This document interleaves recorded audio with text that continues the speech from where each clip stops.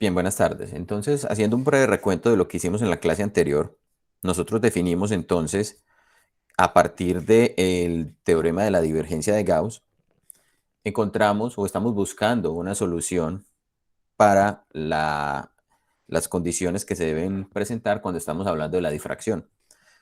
¿Qué fue lo que hizo Kirchhoff para desarrollar esta solución? Esencialmente lo que él hizo fue, tomando ese teorema de la divergencia de Gauss, considerar un volumen y ese volumen está encerrado por una superficie cerrada. Como se necesitaba conocer cuánto era el valor de la función adentro, él lo relacionó con las condiciones de frontera de la función en la superficie. Y entonces, para lograr desarrollar eso y conocer el valor de la función en el punto de interés, él lo que hizo fue entonces considerar o remover una región alrededor del punto que le interesaba conocer, de tal manera que allí se formara una superficie y entonces, como lo que encontramos con esta expresión es que precisamente el flujo de lo que está fluyendo a través de la superficie iguala la divergencia del campo vectorial en el volumen, entonces precisamente era posible obtener cuánto era el valor de la función en el punto P. Y eso fue lo que mostramos en la clase anterior. Finalmente, el desarrollo que hicimos nos permitió llegar justamente a conocer cuánto era el valor del flujo a través de la superficie 2, que era la superficie que encerraba el punto, esa superficie esférica que encerraba el punto. ¿Por qué es importante que sea esférica? Porque entonces es posible definir una función que a partir de coordenadas esféricas me describa las condiciones de frontera en esa superficie. Y entonces nos vamos trabajando únicamente con esta superficie. Miren que lo que encontramos en este paso fue precisamente que el flujo total a través de toda la superficie S debía ser cero. Entonces, si eso es correcto, la suma del flujo de la superficie exterior y la suma del flujo de la superficie que rodea el puntico de esa superficie esférica deberán ser entonces iguales. Entonces nos vamos trabajando únicamente con el de la superficie esférica, porque es en el que conocemos o en el que podemos determinar cuánto es esa función de Green, cuánto es el valor de la función G. Y cuando hicimos el desarrollo matemático y el límite de ese radio, de esa esferita tendiendo a cero, llegamos justamente a que el valor del flujo a través de S2 es 4pi la solución que queremos encontrar. Si sub P, o la solución si en el punto P. Y entonces volvemos a expresar el término del flujo total como el flujo a través de 1 y el flujo a través de 2, pero ya sabemos que el flujo a través de 2 es 4pi por psi, y entonces este término de acá tendrá que ser menos 4pi por psi, para que tengamos nuevamente el valor acá cero. ¿Listo? Entonces, bajo esas consideraciones, miren que lo que nosotros podemos hacer es despejar o inclusive decir que justamente cuando el valor del radio, cuando delta tiende a cero, justamente, sí, Juan Pablo. Hola Juan, creo que sí. Pues tengo una dudita con algo, porque la integral de ahorita, la que es phi, la integral cerrada de delta omega, es el área superficial, ¿cierto? Sí, Entonces no es 4, pues me falta un término al cuadrado, pues 4 pi como el radio del delta al cuadrado. pero recuerda que lo que estábamos haciendo era que cuando hacíamos ese radio al cuadrado, ¿dónde era que nos quedaba? No, se nos cancelaba porque era un término que es fijo.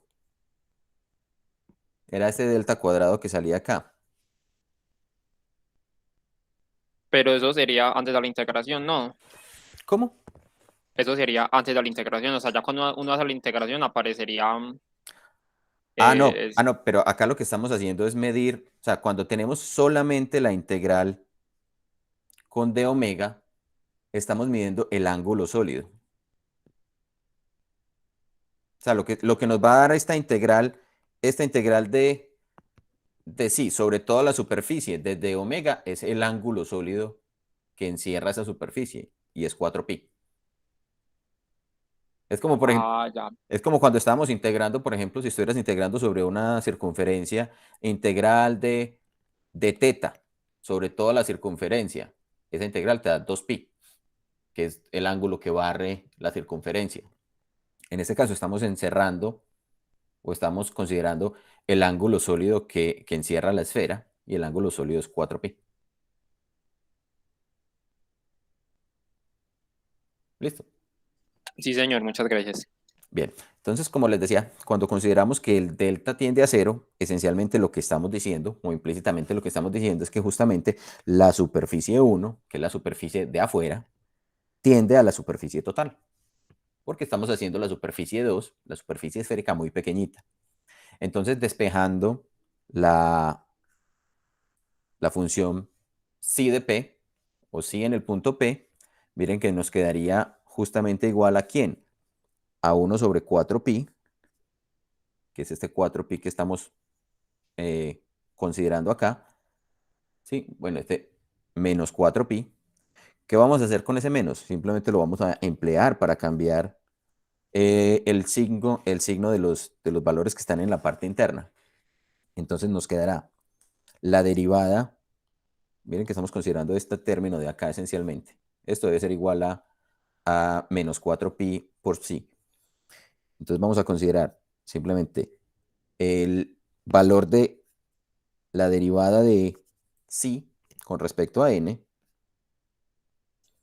multiplicado por la función g, y la función g para nosotros era e a la i k magnitud de r sobre r, que es la función esférica, o la función de onda esférica, menos psi, que multiplica a la derivada con respecto a n de la función g. O sea, la derivada con respecto a n de e sub i k r sobre r. Y esto por ds. Eso en esa integral.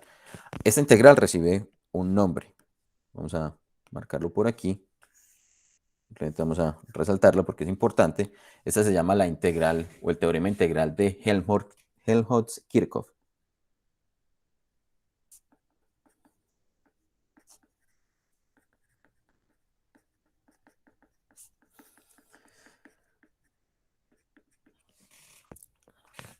¿Qué es lo que tenemos que hacer entonces? Nosotros necesitamos entonces resolver ahora, para hallar este valor de psi sub p, necesitamos desarrollar esta integral en toda la superficie exterior. Y lo que necesitamos conocer entonces son las condiciones de frontera. Entonces, resolver esto necesitamos condiciones de frontera. Entonces, el problema se ha simplificado un poco, pero no está completamente sencillo. Entonces, Kirchhoff planteó unas condiciones para poder determinar esa superficie. ¿Qué fue lo que él dijo? Bueno, lo primero que hay que tener en cuenta es que nosotros, para entrar y conocer la solución en el punto de interés, necesitamos conocer el valor de la función y el valor de la primera derivada en toda la superficie, porque estamos integrando justamente sobre toda la superficie que queremos conocer. Esto es la integral cerrada sobre S. Entonces necesitamos conocer psi y necesitamos conocer la derivada de psi con respecto a n en todos los puntos de la superficie. Ay, yo qué hice aquí.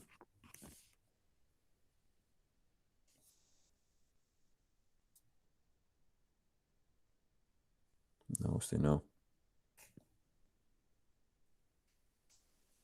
Permítame, que no sé qué carajos hice yo aquí. Ahora sí.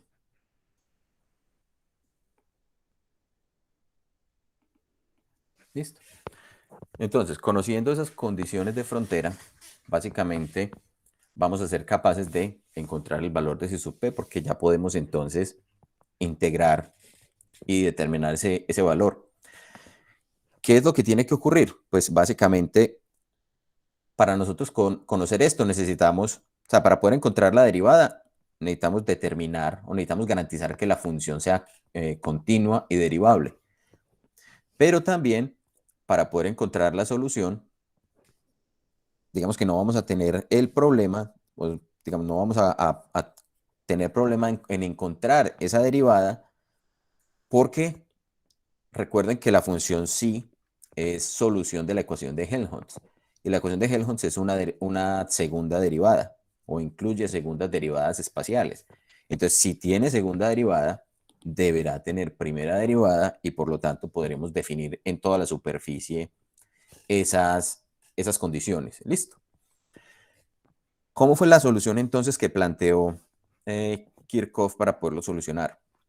Entonces él se imaginó algo como esto. Él dijo, bueno, la luz es como si viniera desde la izquierda. Esto es la luz que va viajando, la onda electromagnética, y va a interactuar con una abertura. Entonces vamos a imaginarnos esta abertura que está por aquí. ¿Por qué se imaginó esa condición? Porque esencialmente estos fenómenos de difracción únicamente ocurren cuando la luz interactúa con algún tipo de obstáculo.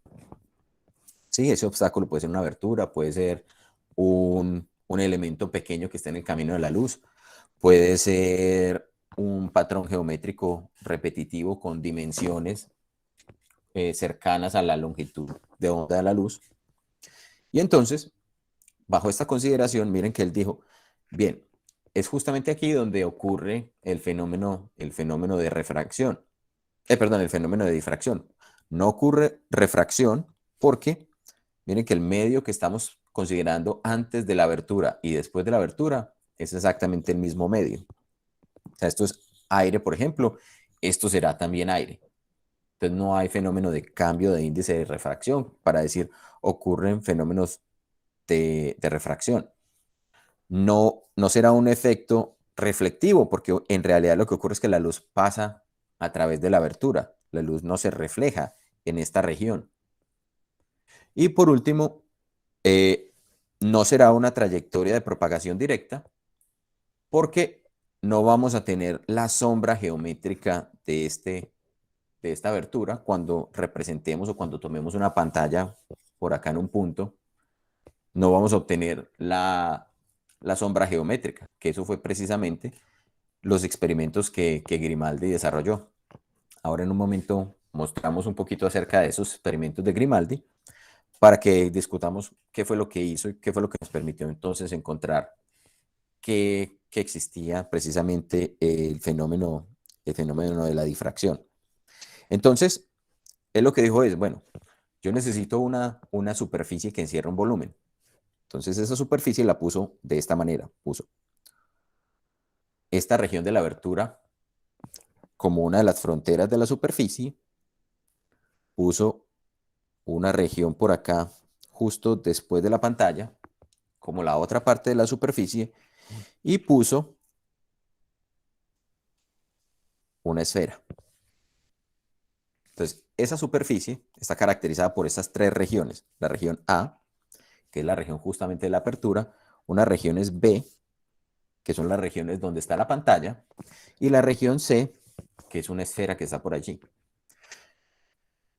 Para simplicidad, simplemente vamos a considerar que el punto P, que es donde nos interesa conocer justamente cómo se están comportando el valor de la función, está en el centro de esa esfera. Y esta esfera es de un radio R arbitrariamente grande. Entonces eso es importante.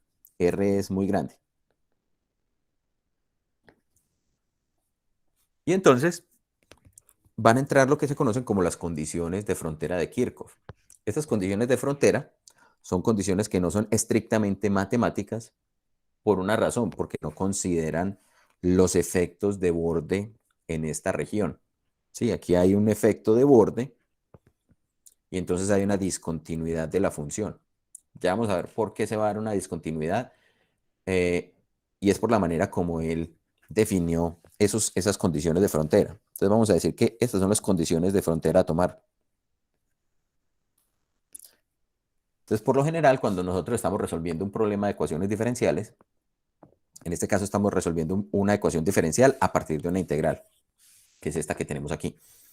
Entonces, en el caso de las condiciones de frontera, uno define para cada una de las regiones que limitan el problema, define cuáles son el valor de la función y de sus derivadas en cada una de las regiones, o en toda la región si es posible, ¿cierto? En este caso, toda la región está configurada por esas tres zonas, la zona A, la zona B y la zona C.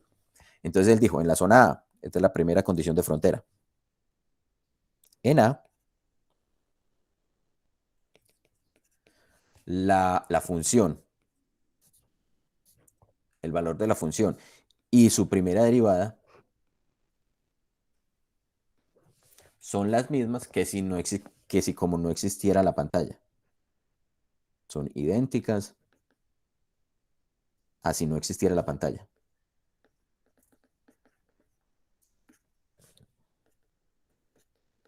Entonces, para eso yo necesito conocer cómo es la luz que viene por aquí.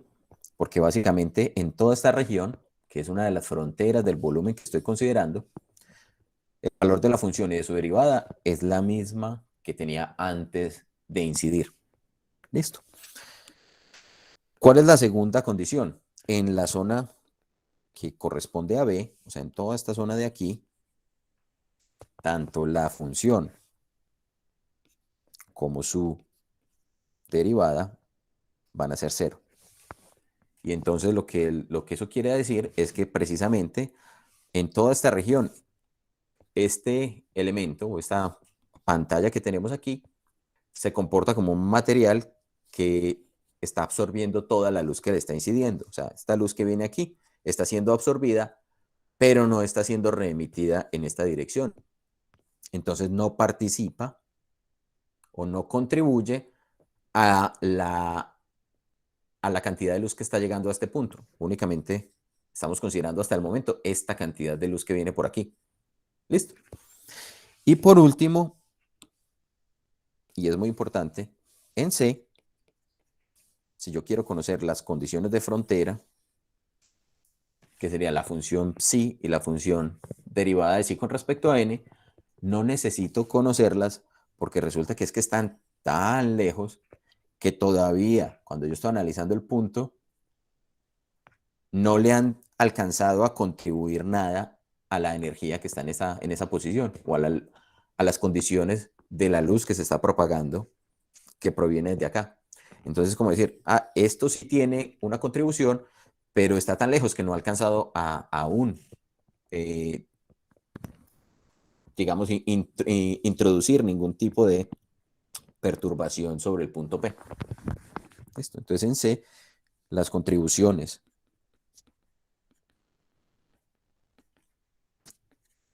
de psi y de la derivada de psi con respecto a n están muy lejos. Están muy lejos y no han llegado. Listo. Entonces están claras cuáles son esas tres condiciones que vamos a considerar. ¿Por qué necesitamos considerar todas esas condiciones? Porque es que acuérdense que el teorema de Green necesita la contribución del flujo a través de todas las superficies que encierra el volumen. Entonces, por esa razón, yo no puedo simplemente omitir el flujo que está pasando por aquí. No, sí lo estoy teniendo en cuenta, solo que todavía no me ha llegado a aportar en este punto. Entonces, eso fue una de las características, digamos, del problema. Las otras características que vamos a considerar entonces es que precisamente si tenemos esa condición, miren que únicamente lo que está aportando a lo que llega al punto P es precisamente la luz que atraviesa esa abertura. ¿Alguna inquietud hasta allí?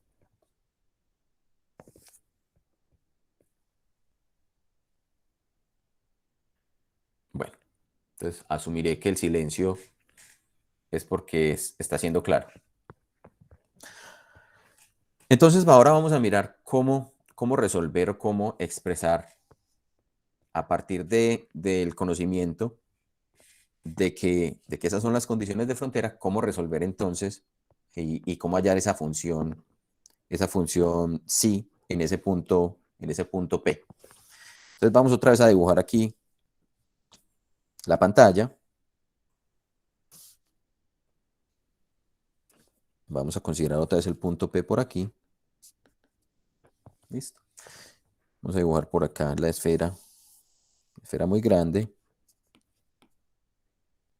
la superficie S y la superficie, perdón, la superficie A y la superficie B. Esas dos superficies que están allí. Y entonces lo que vamos a decir es, bueno, sabemos que la luz está proveniendo de por acá. Una forma de determinar de dónde proviene la luz es simplemente considerar un punto, es decir, que la luz viene de este punto P sub 0, por ejemplo. Listo. Y que a partir de ese punto P sub 0 se está propagando hasta incidir o hasta llegar a un punto en la abertura. Llamemos ese punto en la abertura el punto Q. ¿Qué es lo que está haciendo la luz? Digamos que la luz va viajando, supongamos que esto es una fuente puntual de ondas que son de forma esférica. ¿Sí? Son ondas esféricas que van a llegar aquí a este punto. Miren que si ese punto P estuviera muy lejos con respecto a la abertura, podríamos considerar que la luz que está incidiendo son ondas planas. ¿Sí? ¿Para qué nos puede servir eso? Pues sencillamente porque entonces la suma o la solución va a ser simplemente la superposición de ondas planas. Eso sería una simplificación del problema. Pero en este caso estamos considerando que la fuente de luz está por aquí y no está tan lejos como para decir, llega plana, no. Llega, después de viajar una trayectoria S, llega e incide sobre esa abertura. Entonces esta es la dirección de incidencia. ¿Por qué necesitamos esa dirección de incidencia? Ay, Dios. Porque resulta que necesitamos considerar con respecto a la superficie el ángulo que está formando con el vector normal. Recuerden que las normales de las superficies que encierran volúmenes son justamente apuntando siempre hacia afuera. Entonces este es el vector normal en el punto Q. ¿Cuál es el ángulo que está formando entonces el haz incidente o la luz incidente con respecto a la normal? Es este angulito que tenemos aquí. Y a ese angulito lo vamos a llamar simplemente el ángulo que forma N con el ángulo que forma S, donde S es simplemente un vector unitario apuntando en esta dirección de propagación. Este es S. Bien, entonces para cada punto sobre la superficie, en esa abertura, yo puedo definir un punto Q y puedo encontrar entonces estos valores. ¿Listo? Juan, disculpa, ¿por qué ese ángulo y no el otro que es más pequeño? Porque la dirección de propagación de S va en esta dirección. O sea, la luz va viajando de para allá.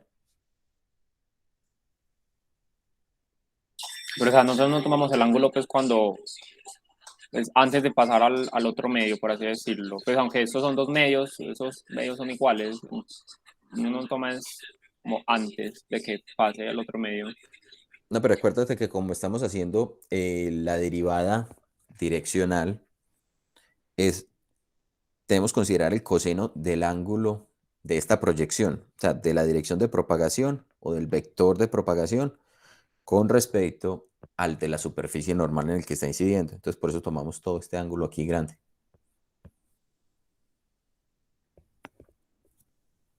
¿Sí? Sí, señor. Sería también el mismo, o sea, si estamos considerando el coseno, sería el mismo ángulo, pues el mismo valor, solo que si lo consideramos aquí, ya vamos a tener un valor que es negativo, mientras que el valor de este coseno sería un valor positivo, si estuviéramos considerando este angulito pequeño. Entonces, por cuestiones de el signo que puede llegar a tener cuando estemos desarrollando esa integral. Entonces, ¿qué es lo que podemos decir? Bueno, podemos decir que la onda que se está propagando allí, cuando llega precisamente a la posición Q, es una onda esférica con una cierta amplitud C sub 0 y que va a tener entonces las condiciones de onda esférica. O sea, E a la I, K por S, esa sería la distancia entonces que se ha propagado sobre S, considerando que esto esta distancia que recorrió acá, a medida que vamos avanzando, pues entonces va a ir reduciendo la amplitud como efecto de que esto es una onda esférica, ¿sí? Y la derivada de esa función con respecto a la normal, la derivada direccional de Q con respecto a la normal, sería entonces precisamente psi sub 0 por IK menos 1 sobre S, eso lo hicimos la clase anterior, para otra función esférica que habíamos considerado, para la función esférica que colapsaba en el punto, por E a la IKS.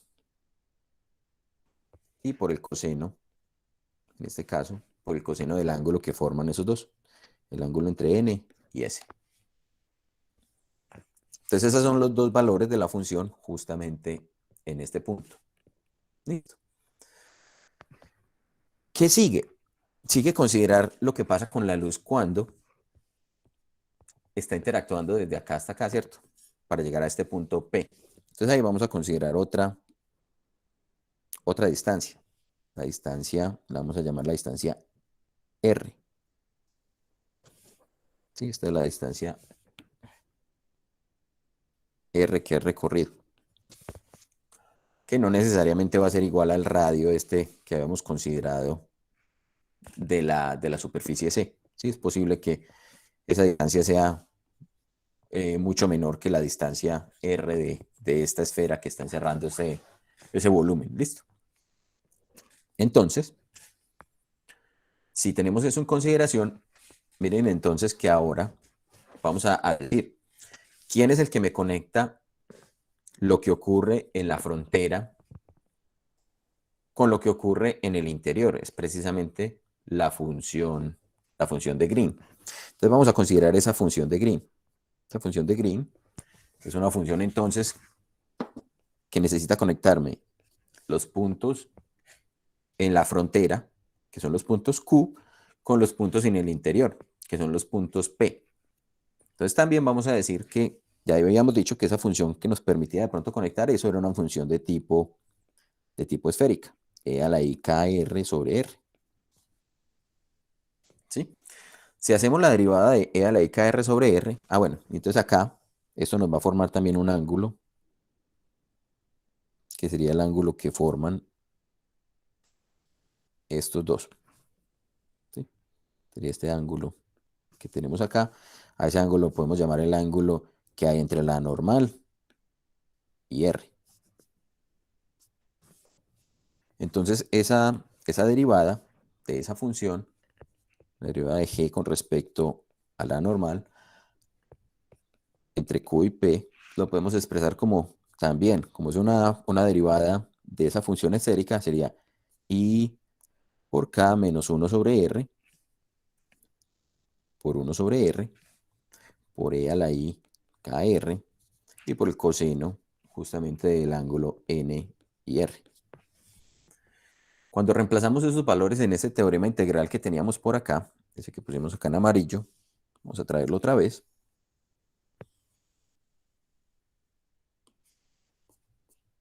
Copiémoslo y peguémoslo por aquí, porque son los valores que necesitamos reemplazar ahí. Entonces, reemplazando en el teorema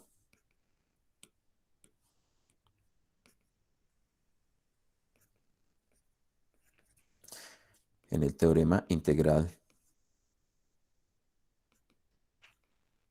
de Helmholtz-Kirchhoff, Helmholtz-Kirchhoff, pues teníamos esto. Vamos a encontrar entonces que precisamente psi de p, la función en ese punto, va a ser 1 sobre 4pi, la integral sobre la superficie. ¿De quién? De la derivada de psi con respecto a n. Entonces la derivada de psi con respecto a n es este término de aquí. Psi sub 0 por i, k, vamos a copiarlo por acá. Psi sub 0, que multiplica a i, k menos 1 sobre s, 1 sobre s, e a la i ks por el coseno de ns. Por la función e a la i kr sobre r. Menos si, y si era si sub 0 i a la i ks, si sub 0 e a la i ks sobre s, ¿cierto? Por la derivada de esta función g con respecto a r. Esta sería esta segunda derivada que tenemos acá. Listo. Me corro esto un poquito. Por la derivada, y la derivada me da i por k menos 1 sobre r, 1 sobre r, e a la i kr, coseno de n y r. Y esto con ds. Listo. Entonces, con esa expresión que tenemos allí, nos podemos dar cuenta o podemos considerar unas aproximaciones. ¿Cuál es la aproximación que vamos a considerar? Vamos a decir, bueno, si bien estamos hablando de que el valor o el tamaño de la apertura debe ser en algunos órdenes de magnitud de la longitud de onda, las distancias de propagación o la distancia a la cual ocurren los fenómenos difractivos son de varias longitudes de onda, no es, o de varios cientos de longitudes de onda o más. Entonces, la longitud de onda es considerablemente menor que la longitud R y que la longitud S. Entonces, si yo digo eso, entonces sí, precisamente R es mucho más grande que la longitud de onda y S también es mucho más grande que la longitud de onda. Entonces, ¿qué es lo que podemos considerar? Podemos considerar que esa relación 1 sobre S puede tender a 0 y que 1 sobre R también va a tender a 0. Entonces ahí nos vamos a deshacer de esos dos términos. ¿Por qué vamos a considerar eso? Porque recuerden que K es 2pi sobre lambda. Entonces allí nos va a volver a entrar, o podemos volver a introducir el término lambda en la expresión. Y entonces eso lo que nos ayuda es precisamente a deshacernos de este término y de este término, ¿sí? En términos de las condiciones que vamos a tener allí. Y entonces, eso nos permite escribir la función psi de p, psi en el punto p más bien, como, saquemos lo que es común aquí, tenemos 1 sobre 4pi. Tenemos el valor de la función o la amplitud de la función, que será una función constante, entonces psi sub 0. Tenemos el término i, porque el término i, ¿sí? Como nos deshicimos de este de acá, entonces el término i ahora va a quedar multiplicando a ambos términos dentro de la integral. Entonces podemos sacar el término i también. Y nos va a quedar dentro de la integral, nos va a quedar entonces, bueno, y podemos también sacar a k, ahí k, completico. Y dentro de la integral nos queda entonces e a la i k, podemos sumar los exponentes acá, este es s y este r, nos van a quedar entonces s más r. Aquí abajo nos van a quedar s multiplicando a r y nos va a quedar la resta entre los cosenos. El coseno de ns menos el coseno de nr. Esto de s. Listo. Cuando reemplazamos y decimos que k era 2pi sobre lambda, entonces podemos incluso ponerlo en estas condiciones. Decir que esto es psi sub 0 por i. 2pi se me cancela con 2pi que tenemos en ese 4pi abajo, entonces me queda un 2 lambda. Me queda la integral sobre la superficie de e a la i k s más r sobre s por r por la diferencia de los cosenos. Coseno de ns menos coseno de NR de S. Y si ustedes miran la literatura invierte el orden de estos dos cosenos y saca un signo menos por aquí. ¿Por qué lo hace así? No tengo idea. Pero así los aparecen en los textos. En el texto, por ejemplo, de Goodman, que es uno de los textos que tenemos allí en el Classroom, aparece justamente con ese menos aquí, si 0i sobre 2 lambda por S, E a la I, K, S más R, sobre S por R, y aquí invertimos los cosenos, coseno de N, R, menos coseno de N, S. Y esto de S. Y esto de acá, que acabamos de encontrar, esta expresión que tenemos acá, se conoce como la fórmula de difracción de Fresnel-Kirchhoff.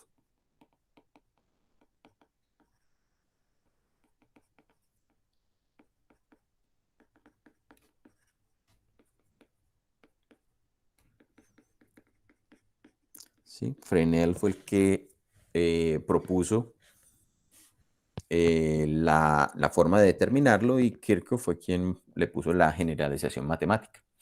Listo.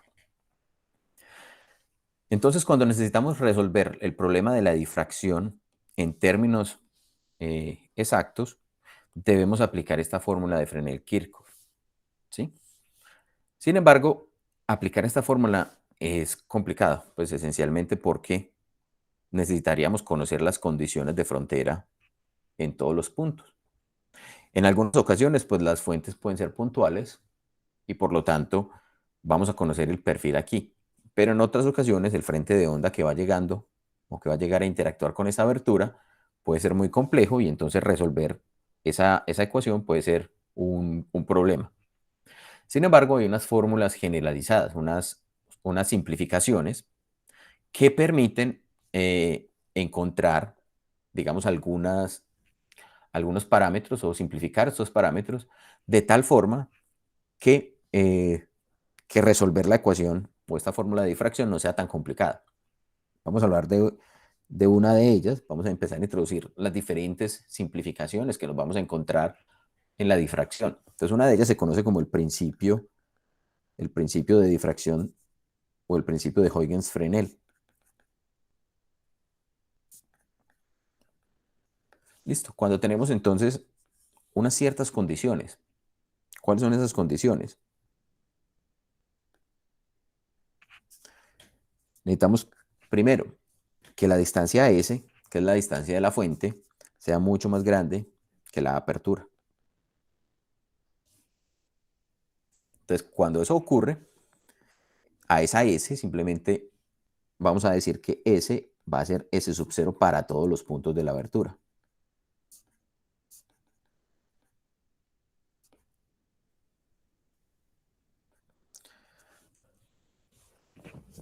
Y también, bueno, hagámoslo gráficamente para que veamos qué es lo que estamos diciendo. Vamos a poner por acá la apertura. Y observen que si yo pongo el valor de la fuente, o la posición de la fuente, si la pongo muy lejos, en esa posición, por ejemplo, P sub 0, entonces acá se van a estar propagando ondas esféricas. Justamente en la posición donde está la apertura, vamos a tener una onda esférica que va a ser así muy, muy amplia. Entonces podemos considerar que todos los puntos sobre la apertura están iluminados simultáneamente por este mismo frente de onda. Y eso lo que hace es decirnos que listo, para este punto esa distancia vale S0, pero para este punto de por acá también vale S0. Y para todos los puntos que estén allí sobre esa apertura, todos los puntos Q que nosotros podamos considerar, tenemos un punto Q por aquí, ese punto también va a estar a la distancia S0. Listo. ¿Y eso qué hace o qué simplifica? Pues esencialmente cuando yo determino el vector normal, todos los vectores normales van a apuntar justamente en la dirección en la que está la fuente. Y entonces la dirección de propagación que habíamos considerado que iba hacia allá, el ángulo que me está formando con el vector normal va a ser siempre pi. Y entonces, ¿en qué me simplifica eso? Pues básicamente que el coseno entre n y s va a ser siempre el coseno de pi, y eso va a ser siempre menos 1. Y luego, cuando consideramos por acá el punto donde queremos analizar, el punto P, miren que ahora vamos a tener la propagación de la luz desde cualquiera de esos puntos hasta este punto de aquí. Y entonces el ángulo que vamos a considerar ahora, o el parámetro que vamos a considerar, va a ser este ángulo que se me está formando aquí. Ese ángulo que está formando aquí lo vamos a escribir con una letra que se llama la letra chi, la letra griega chi. Entonces, el ángulo NR simplemente lo vamos a reemplazar por chi. Y entonces eso, ¿cómo nos modifica? ¿Cómo nos modifica la función, esta fórmula de difracción de Fresnel-Kirchhoff? Entonces vamos a volver a escribirla aquí. Psi de P, que era menos psi 0 por I sobre 2 lambda, integral sobre toda la superficie, de E a la I K S más R sobre S por R por el coseno de NR menos el coseno de NS de S. Entonces acá esto se nos convierte siempre en menos 1. Acá este se nos convierte en chi. Y este término de acá lo puedo volver a separar. Ponerlo en términos de E a la I KS sobre S por E a la I KR sobre R. Donde si nos damos cuenta, S ahora va a ser S0. Esto me quedó muy feo. S sobre S. Entonces, este término de acá se va a convertir en S0 y todo este término de acá va a ser constante. ¿Sí se dan cuenta que para cualquier punto que yo esté considerando sobre esta apertura, este término va a valer lo mismo? Entonces lo puedo sacar de la integral. Y el término que nos va a quedar por aquí, acompañándome, este menos con i sobre 2 lambda coseno de chi más 1, va a recibir el nombre de término de oblicuidad. Entonces vamos a ponerlo por aquí. Menos i sobre 2 lambda, que multiplica al coseno de chi más 1.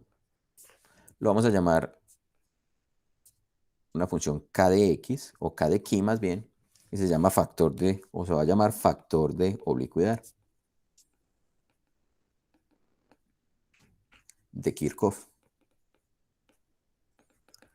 ¿Qué hacemos con ese factor de oblicuidad? Pues simplemente cuando vamos a reemplazar la solución, entonces esa solución nos va a quedar de este tipo. Nos va a quedar psi en P igual a la amplitud,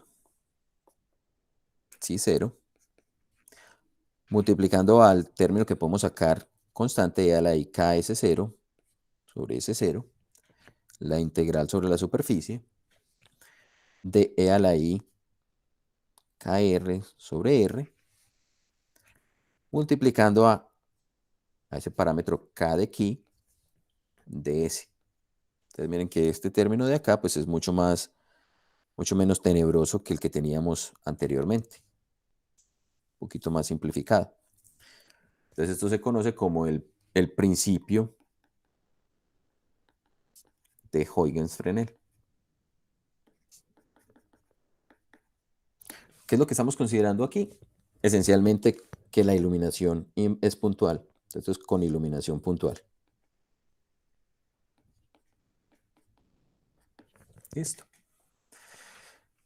¿De qué nos sirve entonces conocer, por ejemplo, este factor de oblicuidad? Miren que el factor de oblicuidad lo que me está diciendo es, o me está relacionando, la orientación en la que están incidiendo los rayos con respecto al punto donde estoy analizando. Entonces, ¿cuál sería el caso ideal? El caso ideal es que el punto que estoy analizando y el punto de la fuente estuvieran sobre el mismo eje. Si estuvieran sobre el mismo eje, uno podría decir que la luz que atraviesa la abertura está llegando en un máximo en esta posición. Y eso me lo dice ese factor de oblicuidad. Si nos damos cuenta y graficamos este término que es un coseno de un parámetro, inclusive quitándole ese término i, si solamente la parte o el valor real de eso, nos podemos dar cuenta que la magnitud de k de ki con respecto al ángulo en este caso ki, que va a variar, y que puede variar entre qué valor y qué valor.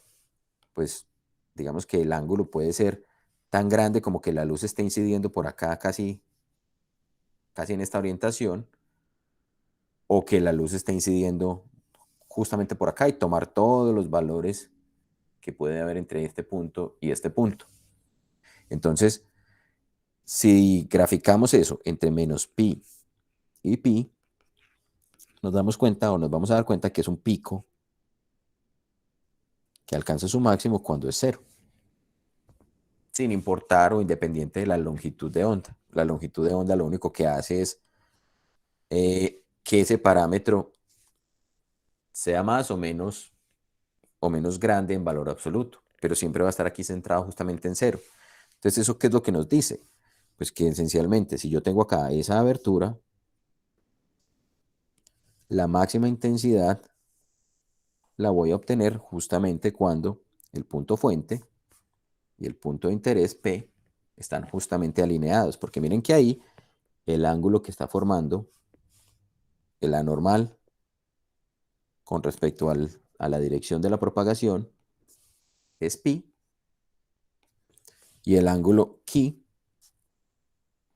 que estaríamos midiendo acá va a ser cero.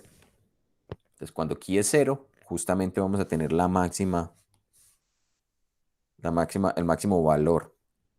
Y eso es importante entonces porque miren que lo que nos está diciendo esto es, la luz se va a comportar, o la luz que se está difractando, se va a comportar con una cierta amplitud, va a propagarse como una onda esférica, pero esa onda esférica tiene una anisotropía, una direccionalidad que está dada por este parámetro. Entonces, este parámetro de aquí lo podemos entender como un factor de anisotropía. Anisotropía. ¿Qué quiere decir esto? Si uno graficara la función o la onda esférica que está saliendo justamente desde estos puntos de la abertura, se va a dar cuenta que es una onda esférica cuya energía está apuntando justamente hacia adelante o está concentrada hacia adelante. Entonces, si tomamos un punto Q por aquí, de ahí va a salir una onda esférica. Pero es una onda esférica, vamos a dibujar la onda como si saliera en esta dirección, ¿cierto? Las ondas esféricas que llamamos isotrópicas se propagan en todas las direcciones con el mismo, con el mismo valor. Pero en este caso, al multiplicarlo por este factor K, lo que está pasando es que justamente, de hecho esto no llega hasta acá, esto llega, se hace cero, justamente aquí. Es cero a partir de allí. O sea, para valores de mayores o menores a pi es cero. Entonces, ¿cómo sería esa onda? Es como si esa onda tuviera la energía por acá cero, en estos puntos, y se distribuyera con el máximo justamente en el frente.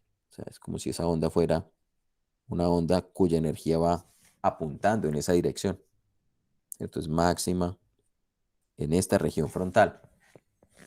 Y eso pasa con todos los puntos que están allí, con todos los puntos Q sobre la superficie. Acá otra ondita que esté aquí, también va a tener su energía justamente concentrada en la parte frontal. ¿Y eso qué es lo que hace? Pues esencialmente que la onda propague su energía hacia adelante. Esta es la dirección, si lo miramos en términos del vector de propagación de energía, el vector de Poynting, hacia allá estará apuntando el vector de Poynting.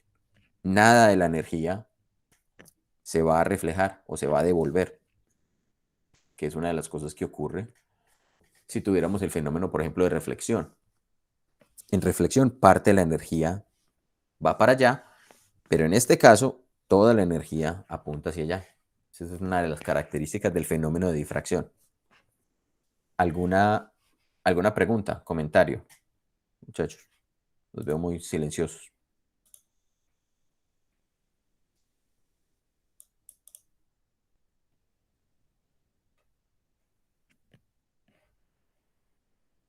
¿O está Juan, yo haciendo?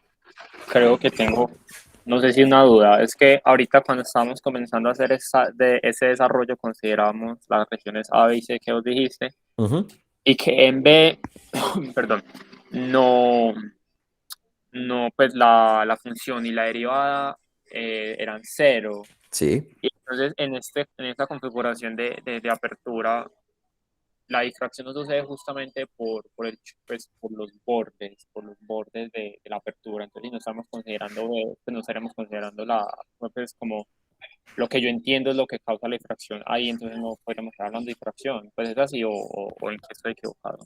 No, sí. O sea, digamos que fenomenológicamente uno puede entender el fenómeno difractivo como esa interacción precisamente con los bordes.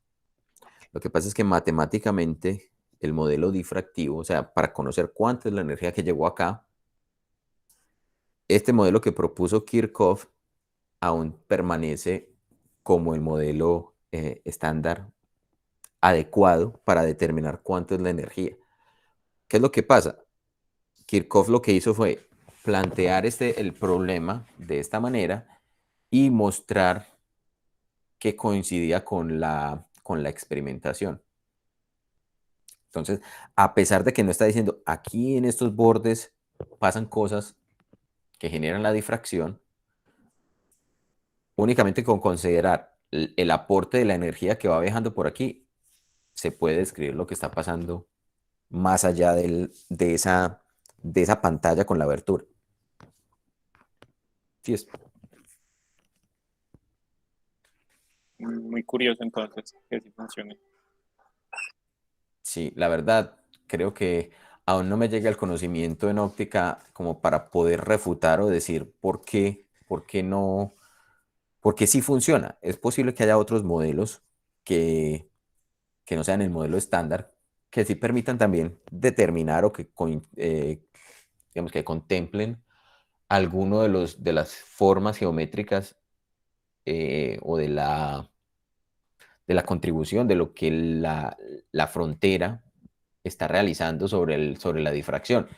Pero posiblemente si no han sido asumidos como modelos estándares porque no están brindando una información adicional a lo que este modelo está logrando obtener. Eso es lo que intuyo que puede estar pasando.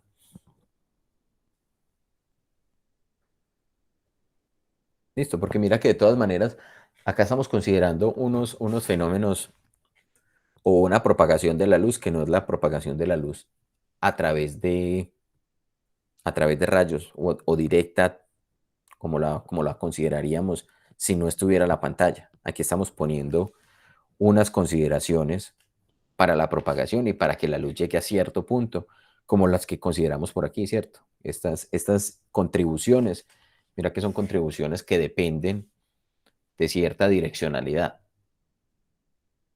Aún con la fórmula de difracción de Fresnel-Kirchhoff, que es la fórmula completa, hay unas condiciones de direccionalidad que no son necesarios cumplir cuando estamos considerando simplemente propagación en espacio libre, o que no necesitamos considerar cuando estamos considerando el fenómeno de la refracción o de la reflexión, ¿sí? Estas direccionalidades eran diferentes allí, o incluso la polarización era diferente. Acá inclusive estábamos diciendo, en esta teoría escalar de la difracción no estamos considerando que la polarización de la luz esté cambiando.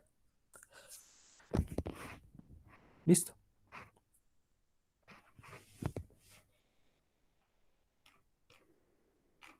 Bien, entonces les quería mostrar por aquí, a ver, por acá tenemos una imagen en la pantalla. De hecho, creo que es más fácil si proyecto primero.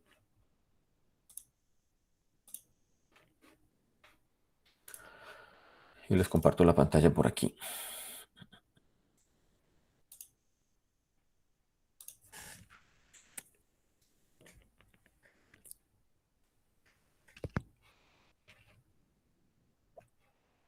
Listo. Se está viendo allí la pantalla, ¿cierto? Sí, señor. Bueno, entonces esto es precisamente lo que hemos discutido de la difracción. Esa difracción la podemos entender como esa ruptura de esa luz en diferentes componentes espectrales, ¿cierto? En sus diferentes frecuencias. Entonces, bien, esto es esencialmente la configuración que hemos discutido, la definición de campo vectorial como lo hicimos, el teorema de Green que se cumple para cualquier superficie y la modificación que se le hace precisamente para poder encontrar cuánto es el valor de la función en el punto interior, ¿cierto? Con esa eliminación de esa superficie en el interior, plantear la superficie o la función de Green, la solución en esa superficie, como esta ecuación de onda esférica, y determinar y hacer que el límite de delta tienda a cero. Eso fue todo lo que hemos hecho en la clase anterior, al final, y lo que hicimos para explicar ese teorema integral de Helmholtz-Kirchhoff. Y esa es justamente entonces esa representación que teníamos allí. Listo. Entonces acá, otra vez, el punto origen, la superficie S, los diferentes puntos que vamos a tener y la consideración del punto o de la trayectoria que la luz va a seguir después de que llegue a ese punto Q, unido a través de la... Juan, Hola. hola, discúlpame, una pregunta antes de avanzar. Eso es otro medio, pues cuando es que se me olvidó preguntarte ahorita, o no se me había ocurrido la pregunta, o sea, cuando llega la luz a la región A, ya luego cuando siga hacia el interior de la esfera es otro punto, es otro medio. No, no es el mismo medio. O sea, por eso es que no ocurre por eso es que no ocurren los fenómenos de refracción. O sea, no se pueden considerar como fenómenos refractivos. Es el mismo medio, solo que la luz experimenta unos cambios en la forma como se distribuye la energía. Esa es la mejor manera como de explicar qué es lo que está ocurriendo en la difracción. En la difracción tenías una distribución de energía que cuando interactúa con esa franja, si cuantificas la energía aquí y la energía que ocurre en los patrones que aparecen acá, la energía en esta región es exactamente igual, solo que cambió la dirección en la cual o la forma en la cual se distribuyó. Entonces ese R es una distancia sola, porque es que me estaba como que confundiendo y pensaba que ese R era como la dirección que toma la luz cuando se refracta cuando pasa de medio, pero entonces si no es, si No, son el mismo medio, es una distancia solamente. es simplemente una distancia, es simplemente para indicar cuánto hay desde el punto Q hasta el punto donde estoy analizando. Ese punto P lo pude haber puesto por aquí arriba, inclusive lo pude haber puesto en la misma dirección, solo que por esa razón es que precisamente si observas la ecuación, acá te va a aparecer una integral, porque esa integral tiene tiene que contemplar todas las contribuciones de toda la región A para el punto P particular. Entonces, ¿qué es lo que estamos diciendo con esta fórmula de difracción de Fresnel-Kirchhoff? Es que si yo quiero conocer cuánto es el valor de la perturbación óptica en un punto cualquiera, yo tengo que conocer los valores de la perturbación óptica sobre toda la superficie, sobre toda el área. Y de esa manera puedo entonces saber cómo está en este punto P. Yo quiero conocer otro punto P', por ejemplo, por aquí. Entonces tengo que volver a hacer toda la integral para mirar todas las contribuciones de todos estos puntos a ese punto P' que estaba por aquí. Entonces por eso digamos, computacionalmente esto es algo, ¿cierto?, tedioso, porque si yo quiero conocer en todo el volumen, en todo el espacio, cómo es la contribución, por cada punto que yo quiera conocer, yo tengo que hacer toda la integral sobre la superficie de la apertura. ¿Listo? Sí, señor, muchas gracias. Bien. Entonces, junto a esa consideración, ¿cierto?, que nos necesitamos obtener la fórmula de fracción de Fresnel-Kirchhoff, el principio de Huygens-Fresnel entonces lo que nos dice es que justamente podemos considerar iluminación desde fuentes puntuales e introducir ese factor de inclinación. Y entonces, acá está la gráfica que les mostré hace un momento, ¿cierto? Considerando diferentes longitudes de onda, nos damos cuenta que siempre es justamente cuando el ángulo chi es cero, que obtenemos el máximo de intensidad o el valor máximo de esa función. ¿Qué es lo que nos dice? Entonces esa función lo que nos dice es que justamente la mayor cantidad de la energía va apuntando en la dirección en la que está la propagación, nada de la energía pasa de los puntos menos pi y más pi. O sea, nada de la energía va a ocurrir reflejándose. Entonces, cada uno de estos puntitos que podemos considerar aquí, esto creo que no lo mencioné explícitamente, pero miren que estamos diciendo esto es una onda esférica. Entonces, tal vez ustedes en el curso de física de oscilaciones, ondas y óptica escucharon hablar del principio de Huygens, en el cual se dice que la luz se propaga a partir de onditas esféricas, que cada frente de onda se puede considerar como si fuera una, un emisor, o cada punto del frente de onda se puede considerar como un emisor secundario de onditas. ¿Sí recuerdan eso? ¿Sí discutieron eso en el curso de física de oscilaciones o no?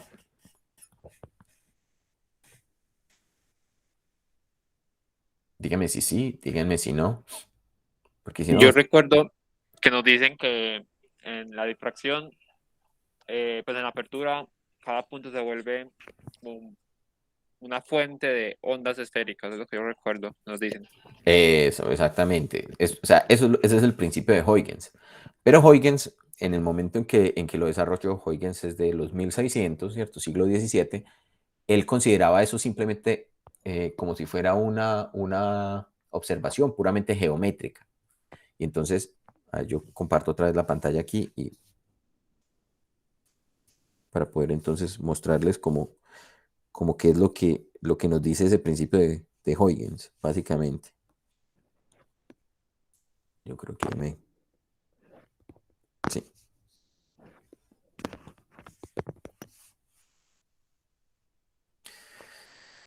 ¿Qué era lo que decía, por ejemplo, el principio de Huygens? El principio de Huygens, como Huygens lo conocía o como Huygens lo entendía, era decir, por ejemplo, que listo, este es el frente de onda. Entonces él decía, cada punto del frente de onda es como si fuera una ondita secundaria, una ondita esférica.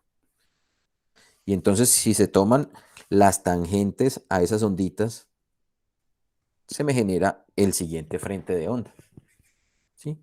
Entonces, la idea es que las ondas se propagan porque sus frentes de onda se están desplazando como efecto de esos onditas secundarias esféricas desplazándose.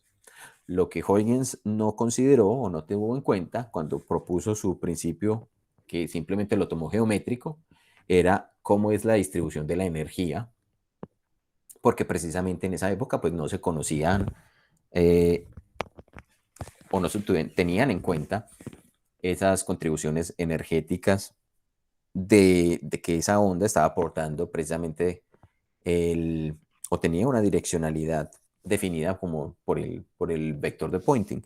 Y entonces lo que hizo Fresnel fue precisamente matemáticamente mostrar que esa energía se distribuía de esta manera en la onda. Entonces, es decir, de toda esta onda que Huygens estaba considerando, nada de esta parte estaba ocurriendo. O sea, esta onda, si bien matemáticamente se puede explicar así, lo que realmente ocurre es que la energía está concentrada en esta dirección, ¿cierto? En estas direcciones. Y por lo tanto, entonces el nuevo frente de onda se va a desarrollar en esa dirección. Listo. ¿Sí está claro?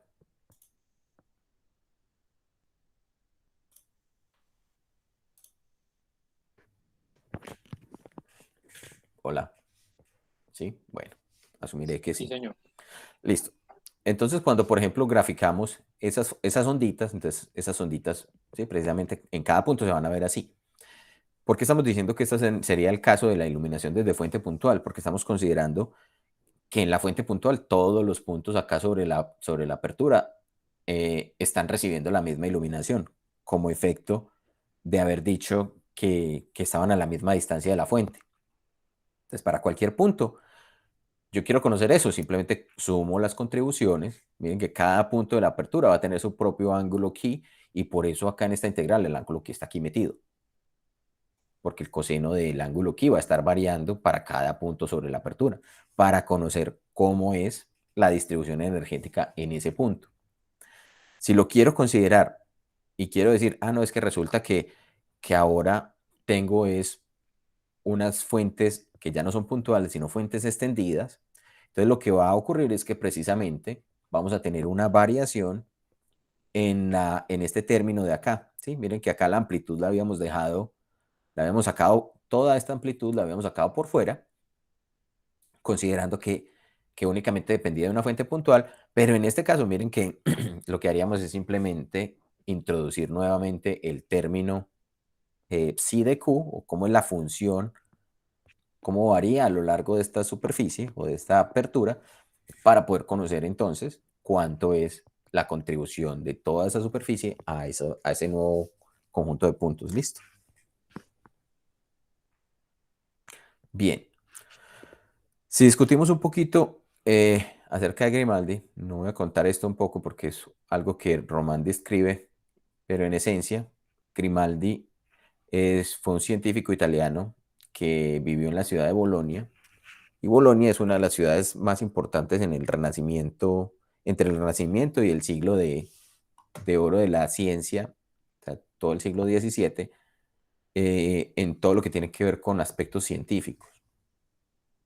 Grimaldi no solamente hizo eso, por ejemplo, Grimaldi también fue el que hizo, por observaciones astronómicas con telescopios, el que le puso los nombres a los cráteres y la topografía de la Luna. ¿Sí? Todos esos océanos, mares que se conocen, o los nombres que conocemos a la Luna, se los debemos a Grimaldi.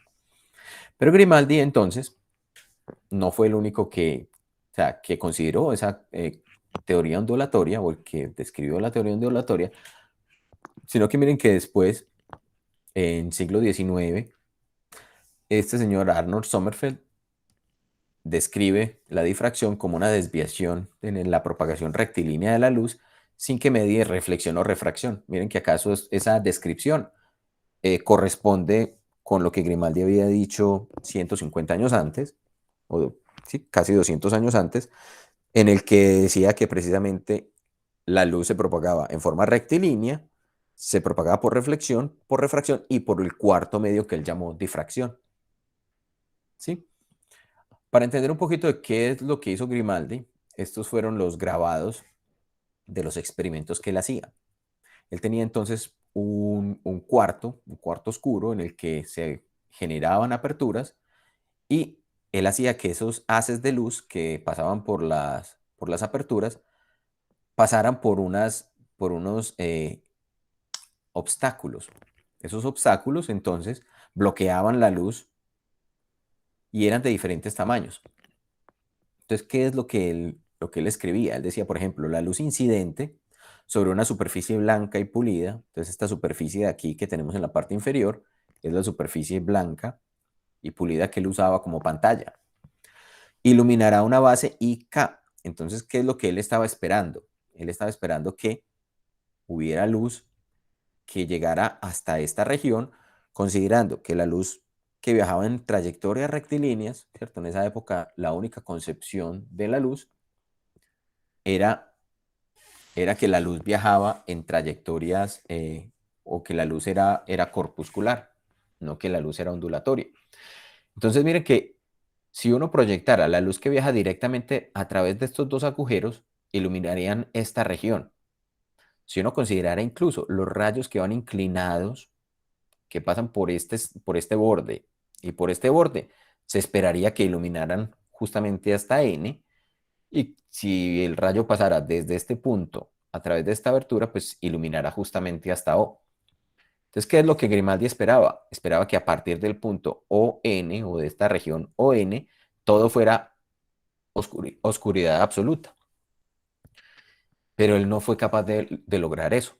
Entonces, ¿qué es lo que él escribió? Él lo reportó como que esa luz que está incidiendo va a iluminar una región IK notablemente mayor que la de los rayos, que la que los rayos debieran iluminar si fueran transmitidos en línea recta a través de dos agujeros. Entonces, se dio cuenta que esta región ON era mucho más grande, era mucho menor que lo que realmente estaba siendo iluminado. Esto es probado en el momento mismo de la realización del experimento, observando el tamaño de la base IK y comparándolo con el de la base NO, calculado bajo la suposición de que dicha base es formada por rayos directos. Entonces, NO es la de los rayos directos, pero la zona iluminada que lo observaba era IK. Él finalmente nunca logró aislar un rayo de luz. Posiblemente lo que él estaba buscando en ese momento era estudiar la luz y estudiar un rayo de luz para poder describir sus propiedades. Él no estaba detrás de buscar la difracción, sino que fue una consecuencia de buscar aislar un rayo. Además, no debe omitirse, también, no solamente se está iluminando una región más grande, sino que también la zona iluminada IK aparece bañada en medio con luz pura. Entonces esta región de acá, NO, es luz pura, y en cada extremidad la luz es coloreada. Entonces él observaba que en esta región, más allá de la zona que es influida por los rayos directos, había una iridiscencia o una formación de color como los del arco iris. ¿Sí? Esta zona de aquí. La sombra aparece apreciablemente más ancha de lo que sería bajo la suposición de que todo ocurre en términos de líneas rectas. Incluso el límite de la sombra permanece difuso a causa de una penumbra. Entonces, toda esta zona de aquí es una penumbra caracterizada por una perceptible graduación luminosa entre las regiones de sombra completa y de iluminación completa. Entonces, esta región de aquí es iluminación completa, y de allí para allá, o sea, más allá de I y más allá de K, es donde ocurre la sombra completa. Él estaba esperando que la sombra completa ocurriera justamente después del punto O y antes del punto N, pero eso no fue lo que logró determinar. Listo. Otro experimento que él hizo fue precisamente tomar dos perforaciones o dos fuentes de iluminación eh, que formaban unos haces que se propagaban, ¿cierto? En estas formas rectilíneas. Entonces, dice él, o él describe, sea ahora AB el agujero que lleva el lápiz de luz solar al interior del cuarto oscuro. Entonces, lápices era en términos de la geometría de triángulos de puntas que se formaban allí. Entonces, por eso en esa época se describían esos haces de luz muy afilados o muy finos como lápices de luz. Y lo que él hizo fue tomar dos de esas zonas de iluminación y poner un obstáculo EF. ¿Qué es lo que él estaba esperando? Que si la luz se propagaba en una trayectoria rectilínea, justamente la sombra geométrica estuviera completamente oscurecida. Entonces, de manera que MN sea su sombra. Entonces, ¿él qué esperaba? Pues si los rayos vienen y se propagan desde A, el rayo más extremo va a pasar por el punto E y va a oscurecer la zona entre N, y para esta fuente de luz, M sería el punto M, ¿cierto? Que correspondería con el punto MFB, eh, proyectada sobre la pared opuesta del agujero. Esta será sensiblemente más ancha que la que debiera observarse bajo la ley de propagación directa. Entonces acá tenemos el agujero o la zona de iluminación, el obstáculo, y esta región es la que él debería o él estaba esperando que ocurriera. Entonces, ¿qué fue lo que observó? Que toda esta región era de iluminación, de luz pura y genuina, él la llamaba luz pura y genuina, y que se descomponía en colores en sus bordes. O sea, a partir de acá aparecían unas descomposiciones luminosas en colores hacia la región de sombra, conformando franjas, ¿cierto? Entonces, ¿qué es lo que él observó? Pues que precisamente esta región que él esperaba que fuera de sombra, realmente la luz era capaz de iluminar esta zona, ¿sí?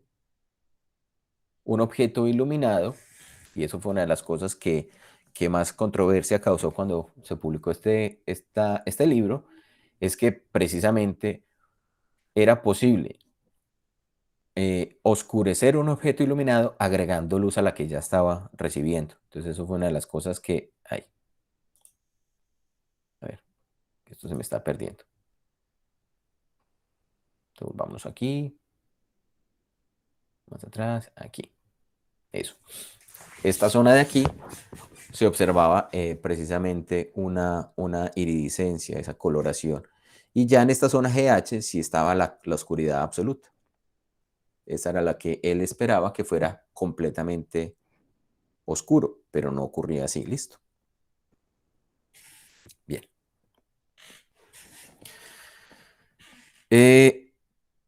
Y entonces, por esas razones que él inició su libro, precisamente describiendo que la luz era como si fuera un fluido muy rápido, que, que además también se propaga como si estuviera ondulando, como si en algunas ocasiones ondulara a través de los cuerpos transparentes.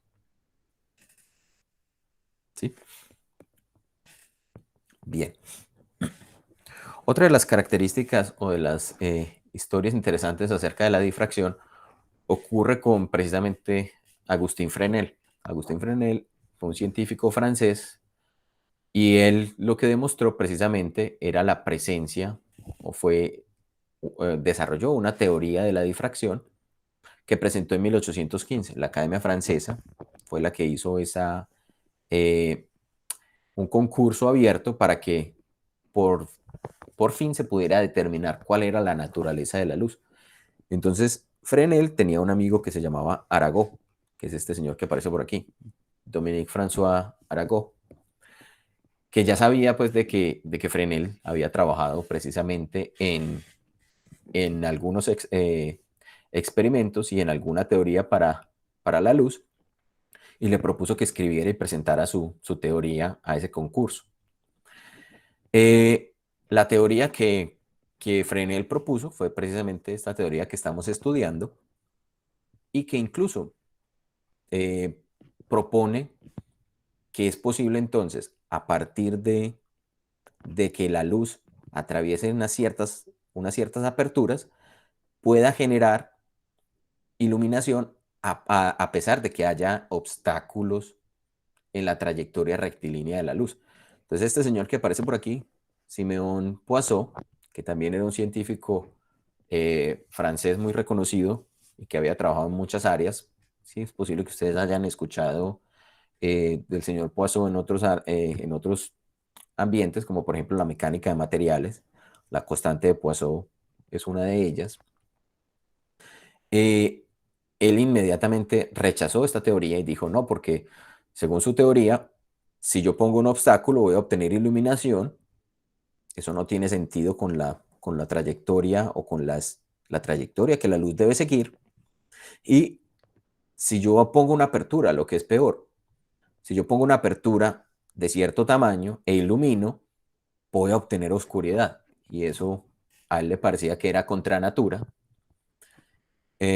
por lo que inmediatamente rechazó eso. Entonces, la contestación de parte de Fresnel, ayudado con Arago, fue precisamente montar el experimento en el cual ellos demostraron que efectivamente, si se ponía un obstáculo, ese obstáculo, lo que hicieron fue utilizar un perdigón de escopeta como obstáculo con una fuente de iluminación y mostrar que justamente en la sombra geométrica, que es esta zona oscura, ocurre un punto iluminado.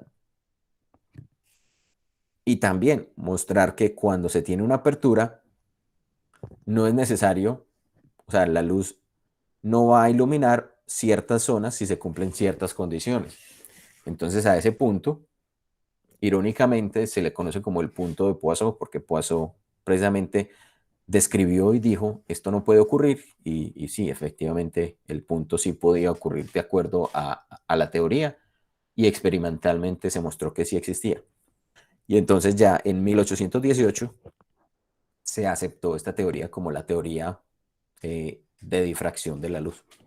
Listo.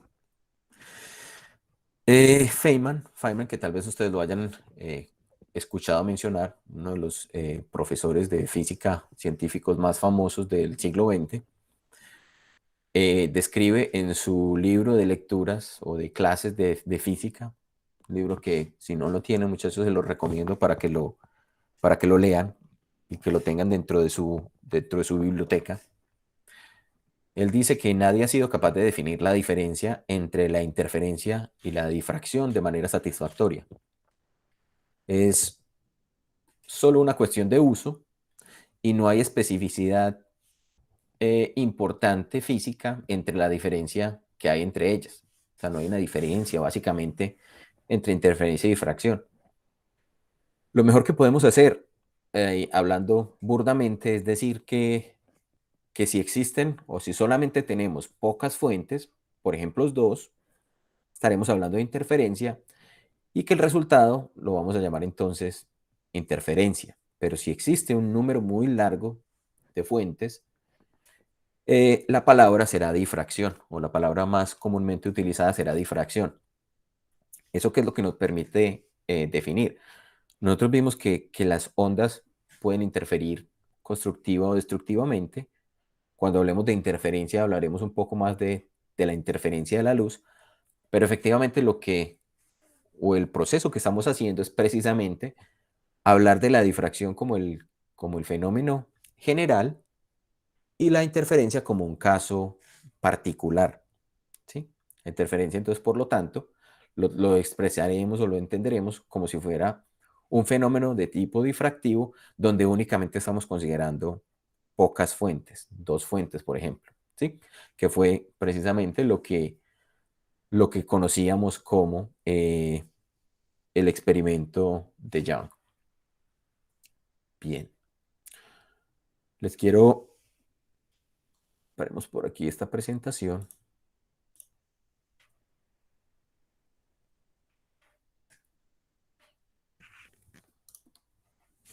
Y quería escuchar de pronto un poco de sus comentarios, sus percepciones, cómo les ha parecido hasta el momento esto de la teoría de la difracción con esta descripción que estamos haciendo.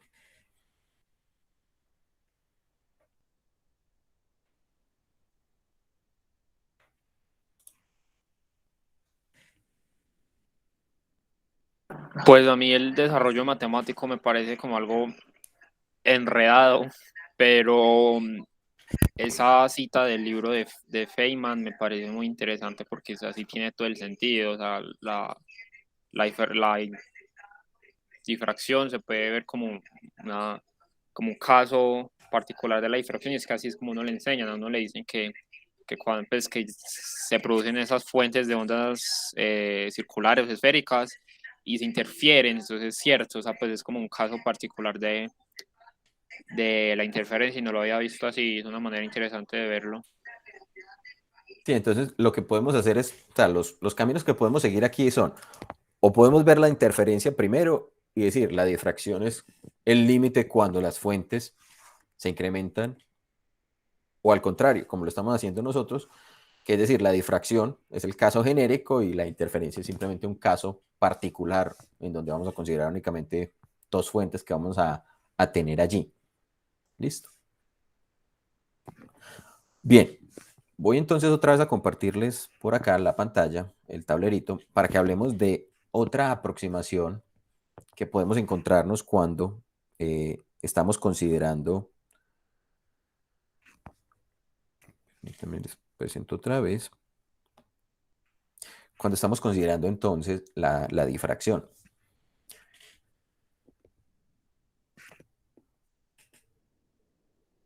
Que se conoce justamente como la aproximación. A ver, esto no.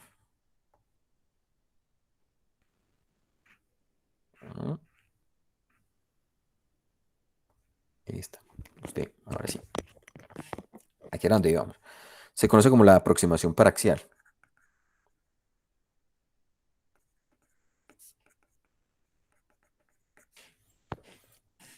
¿Qué, qué les suena a ustedes eso de aproximación paraxial? ¿Eso a qué se podrá referir?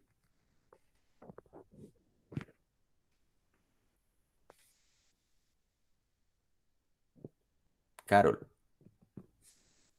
Juan, lo que recuerdo del curso de física, oscilaciones y ondas era que era como una aproximación que se le daba a los ángulos, que eran muy pequeños con respecto al eje. Listo, sí, es precisamente eso lo que hace referencia a esa aproximación paraxial. Eh, Cuando estamos considerando entonces nosotros que tenemos una distancia justamente en la cual la luz se está propagando después de que pasa por esa abertura, podemos considerar entonces situaciones que nos van a simplificar un poco esos cálculos. Básicamente, lo que nos van a permitir es entonces reemplazar el, el término correspondiente al ángulo o al factor de inclinación o de oblicuidad y nos van a permitir simplificarlo por un término mucho más sencillo. Entonces vamos aquí a considerar, vamos a graficar aquí una apertura, o sea, una pantalla con una perforación. Vamos a considerar por aquí un punto, el punto O, y que a una cierta distancia, eso, ya me quedó derechito, vamos a tener el punto O'. Ese punto O', ¿dónde va a estar? Va a estar justamente sobre sobre una pantalla. Esa pantalla ustedes la pueden imaginarse como si fuera simplemente una pared, o puede ser inclusive la superficie de un detector, ¿sí? En donde se está registrando precisamente el fenómeno de la difracción. Entonces lo que vamos a decir es que esa pantalla está a una distancia z. Y lo que vamos a considerar es que precisamente la luz está saliendo de un punto, por aquí un punto Q. Ese punto Q va a tener unas ciertas coordenadas. Vamos a decir que el punto Q es de coordenadas. Vamos a utilizar letras griegas para esas coordenadas. Utilicemos la letra griega Z, la letra griega eta y la coordenada cartesiana Z. Listo. En este caso, vamos a decir el origen del sistema de coordenadas o del eje Z arranca aquí y se mide desplazado hacia allá. ¿Para qué lo vamos a considerar con dos coordenadas? Porque básicamente lo que debemos contemplar o lo que debemos recordar es que estas aperturas son regiones o son áreas, ¿sí? Entonces por eso le vamos a poner dos dimensiones. Si nosotros por acá ponemos otro punto, digamos el punto P, de hecho pongámoslo un poquito más abajo, ese es el punto P, ese punto va a tener coordenadas X, Y y coordenadas Z. ¿Cuál es como la condición que vamos a considerar? Lo que vamos a decir es que esencialmente, si yo estoy graficando en el plano de la apertura y en el plano donde está el detector o donde está la pantalla, esta sería esa distancia Z y las coordenadas de la letra griega, de las letras griegas que vamos a considerar allí, esta es paralela a esta y esta es paralela a esta. ¿Para qué lo vamos a considerar así? Porque entonces lo que vamos a hacer es medir, considerar esta trayectoria en que la luz se propagó para ir desde acá hasta acá. ¿Sí? Esto me quedó más bien chueco. No, pero porque se me mueve. Taller 2, listo. Taller 1. Listo, vamos a considerar entonces que esa es la trayectoria que siguió la luz. Entonces miren que esto era lo que habíamos llamado precisamente el ángulo Ki. Y el ángulo Ki pues, también ocurrirá acá. Si ese es el ángulo que tenemos allí, entonces miren que el principio de Huygens-Fresnel lo que nos decía es el valor de la función en el punto P, o sea, en este punto de acá, en la pantalla, va a estar dado por ¿quién? Por la integral sobre toda la superficie de la función, el valor de la función en el punto Q. Estamos ya considerando una propagación por fuentes distribuidas, no por fuentes puntuales, multiplicado por una onda esférica, IKR, que es la que se está propagando, sobre R, y que está multiplicado aquí por un factor de oblicuidad Ki, y esto me contempla todas las regiones de DS. Entonces, básicamente, esto es lo que no hemos hecho nada distinto a lo que ya hemos descrito. Tenemos la función en este punto. Si queremos conocer la función en este punto, entonces asumimos que hay una propagación de ondas esféricas con una direccionalidad dada por este término K de Ki. ¿Sí? ¿Cuánto era K de Ki? K de Ki habíamos dicho que lo podíamos expresar como menos UI sobre 2 lambda por 1 más coseno de Ki. Y la aproximación lo que nos está diciendo es que, bien, cuando los ángulos Ki son muy pequeños, entonces el coseno de Ki se puede asumir que vale 1. O sea, todo este término de acá vale 1. Entonces 1 más 1 me da 2. Y entonces ese término se me aproxima a menos I sobre lambda. Entonces ya con esa expresión, miren que la luz que salió de Q ha viajado a una distancia R. La distancia R es más grande que la distancia Z. ¿Sí? R es como la hipotenusa, pero R es mayor que Z. ¿Cómo podemos cuantificar esa distancia R? Esa distancia R la podemos medir como si fuera un triángulo. En este caso sería, como las coordenadas son paralelas, que eso fue una de las condiciones que pusimos acá, ¿cierto? Estos sistemas de coordenadas sobre la apertura y sobre el detector son paralelos, entonces simplemente lo podemos encontrar como x menos z griega más y menos eta más z al cuadrado. ¿Sí? Y de aquí podemos sacar el factor común z al cuadrado. Entonces z al cuadrado lo sacamos como factor común, lo sacamos de la raíz y nos queda 1 más x menos z griega al cuadrado más y menos eta al cuadrado sobre z al cuadrado. Listo. Entonces miren que esto es lo mismo que si expresáramos este término z que multiplica a 1 más este término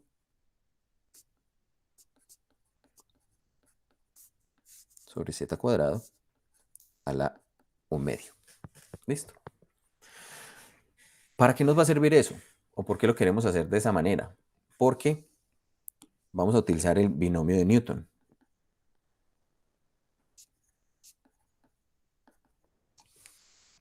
En el binomio de Newton necesitamos una condición, o podemos expresar más bien un término 1 más x a la n como 1 más n, más n por x.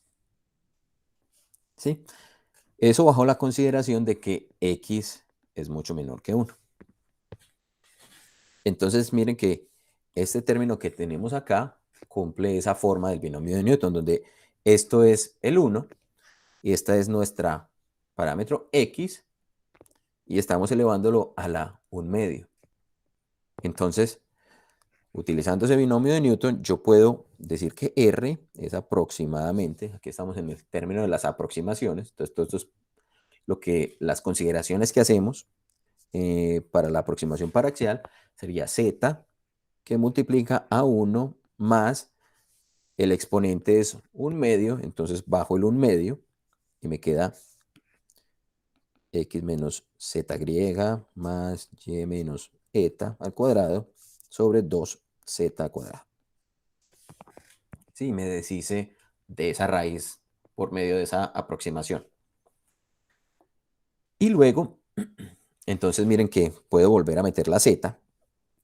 Entonces r me va a quedar expresado como ¿quién? Z más x menos z cuadrado más y menos eta cuadrado sobre 2z. Listo. Bien, entonces acá tenemos una expresión o un valor de R. Si nos damos cuenta, acá teníamos una expresión. Entonces, ¿cómo nos va quedando este término de acá? Vamos a copiarlo.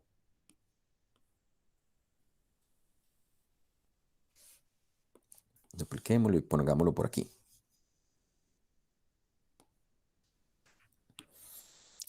¿En qué se nos convirtió psi de p? Psi de p se nos está convirtiendo en la integral. ¿Cuánto fue que nos quedó esto? Menos i sobre lambda. Esto puede salir de la integral, de hecho.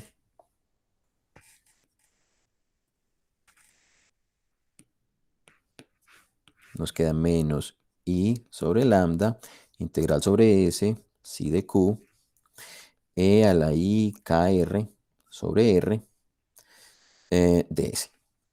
Listo. Así vamos en este punto. Miren una cosa. Miren que tenemos este término de acá. Vamos a analizar qué es lo que está pasando con este término.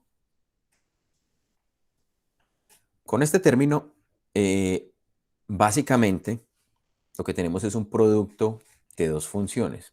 Un producto de una función 1 sobre r, ¿cierto? Sí. E a la i kr sobre r es el producto de la función 1 sobre r y la función e a la i kr. Entonces, donde esté la r, yo tengo que reemplazarlo por este término al que llegamos acá. ¿Sí? Y entonces, ¿qué es lo que va a ocurrir? Resulta que, ¿cómo es la función 1 sobre r? Resulta que cuando yo grafico 1 sobre r,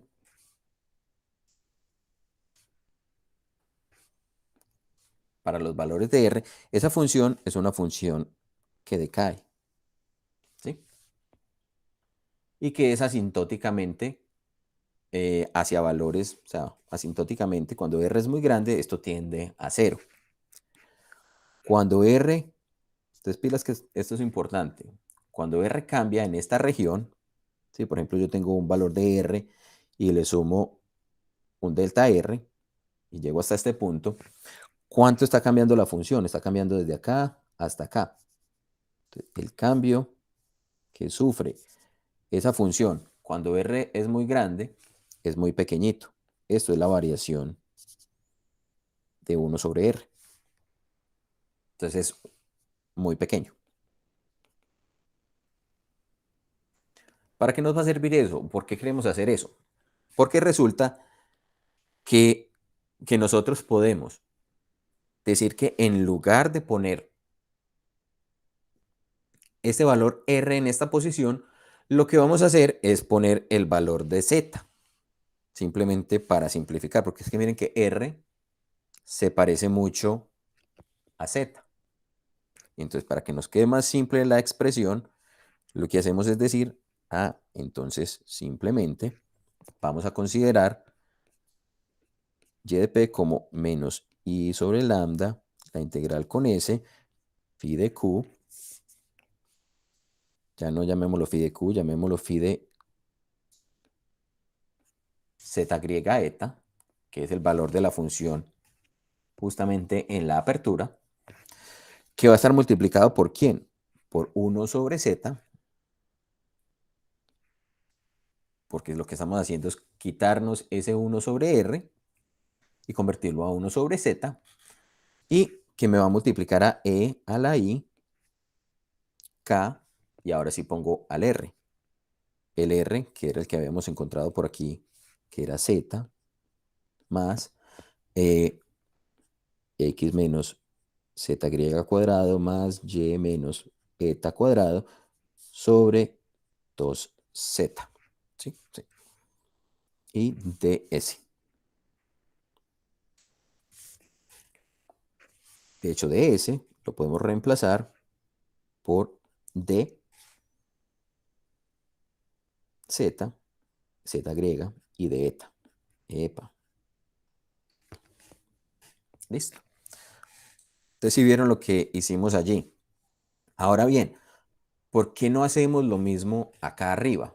¿Por qué en este término de arriba no hacemos esa simplificación?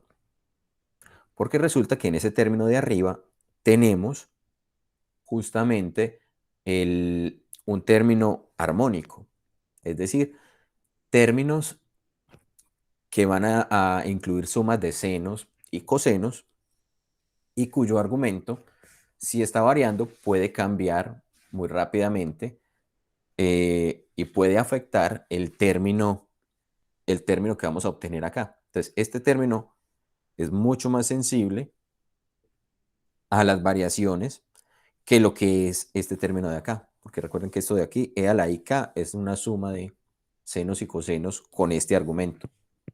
Entonces, si lo cambio simplemente por z, voy a tener problemas y no voy a notar las modificaciones de la posición, porque básicamente lo que estoy haciendo acá es moverme en diferentes posiciones a lo largo de la superficie en donde tengo la abertura y en donde estoy midiendo donde estoy haciendo la detección. Listo. Pues por esa razón lo dejamos de esta manera. Miren que este término de acá, todos los términos que tienen que ver con la z, son constantes para estas dos variables de integración. Esto solamente me está integrando el área, justamente en la apertura.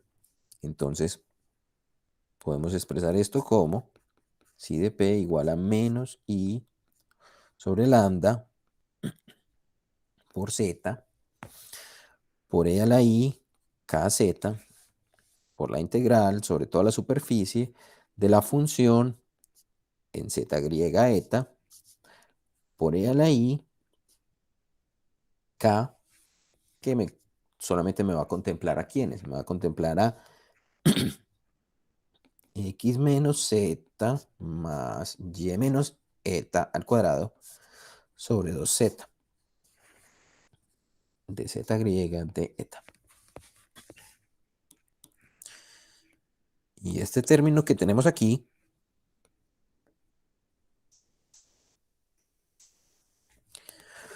será nuestra ecuación de difracción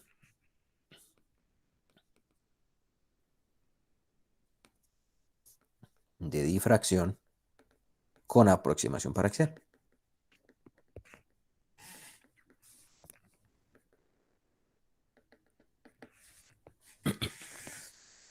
Listo. ¿Alguna inquietud allí?